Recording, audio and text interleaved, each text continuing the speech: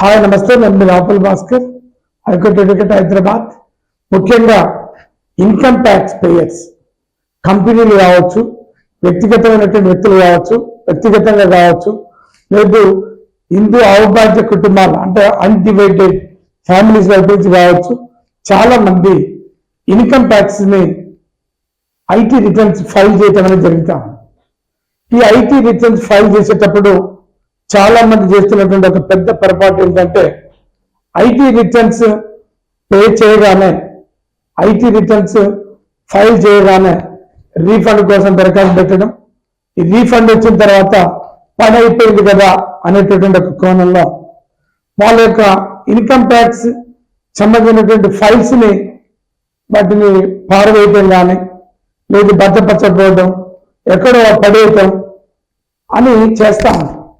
Income tax act 1961 ప్రకారంగా ముఖ్యంగా section 149 ఏం చెప్తా ఉందంటే, ఎవరైనా ఒక వ్యక్తి తనకు సంబంధించినటువంటి వ్యక్తిగతమైనటువంటి ఐటీ రిటర్న్స్ కానీ, లేదు కంపెనీకి సంబంధించినటువంటి ఐటీ రిటర్న్స్ కానీ ఫైల్ చేసిన తర్వాత ఆ యొక్క ఐటీ రిటర్న్స్ ని 8 years వరకు కూడా భద్రపరచుకోవాలని చెప్తాం.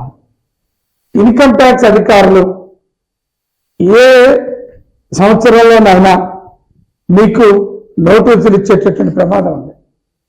నోటీసులు ఇచ్చి ఆ ఇన్కమ్ ట్యాక్స్ సంబంధించినటువంటి సమస్యల మీద నోటీసులు ఇవ్వడం కానీ, కేసులు ఫైల్ చేయడం కానీ, ఇంకా ఏదైనా జరగవచ్చు. అందుకే మీరు ఐటీ రిటర్న్స్ ఫైల్ చేయగానే అయిపోయిందని ఎక్కడ పడితే అక్కడ పడేయటం, కొంతమంది పారవేయటం చేస్తా ఉన్నారు. అది చట్ట వ్యతిరేకం. మీకు రేపు భవిష్యత్తులో ఇబ్బంది అయినప్పుడు ఇన్కమ్ ట్యాక్స్ డిపార్ట్మెంట్ వాళ్ళు నోటీసులు ఇచ్చినప్పుడు మనం ఖచ్చితంగా వాటన్నిటిని కూడా చూపించాల్సినటువంటి పరిస్థితి ఉంటుంది. అందుకనే మీ యొక్క ఇన్కమ్ ట్యాక్స్ ఫైల్ చేసినాక ఆ యొక్క ఐటీ రిటర్న్ ఫైల్స్ ని ఖచ్చితంగా 8 years వరకు మీరు వాటిని భద్రపరచుకోండి. లేకపోతే లీగల్ గా సమస్యలు ఎదుర్కొనేటటువంటి పరిస్థితి.